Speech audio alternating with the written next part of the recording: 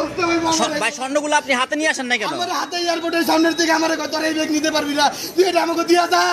এর যা আমার বিমানের মুখ থেকে আমার থেকে রাইখা দিতে ব্যাগটারে টাই না। পুরো ভিডিওটা আমার কাছে আছে, আপনারা দেখতে থাকুন। মূলত এখানে যে ঘটনাটা হয়েছে, সিঙ্গাপুর প্রবাসী একজন যখন এয়ারপোর্টে আসে এবং সেই এয়ারপোর্টের লোকজন তার ব্যাগ থেকে নাকি স্বর্ণ নিয়ে নেয় এবং এই স্বর্ণ নাকি এই প্রবাসী যিনি রয়েছেন সিঙ্গাপুরের তিনি নাকি নিতে পারবেন না, এমনটাই অভিযোগ করছেন তিনি। বিস্তারিত আমরা এখন দেখব ভিডিওতে। চলুন। ঠিক আছে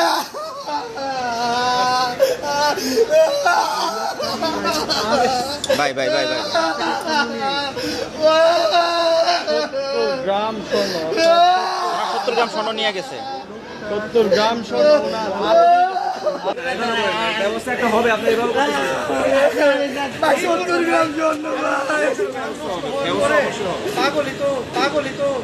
ভাই আমি কাউকে চিন্তা করি না ভাই। যত্নের নেকলেস ভাই আমার নিয়ে গেছে বুঝছেন। আমি এই স্বর্ণ না পাইলে এখানে আমার জীবন দিব ভাই। আমি এখানে লাশ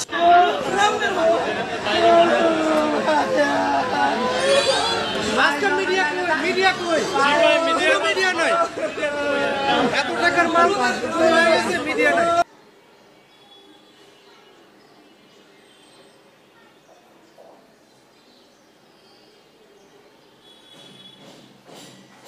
দেখুন, এই ঘটনাটি যদি সত্যি হয়ে থাকে তাহলে অবশ্যই এটার বিরুদ্ধে একটা কঠোর শাস্তি হওয়া উচিত। যারা এই কাজটি করেছেন, এই প্রবাসীর স্বর্ণ ছিনিয়ে নিয়েছেন বা নিয়ে নিয়েছেন এয়ারপোর্ট থেকে।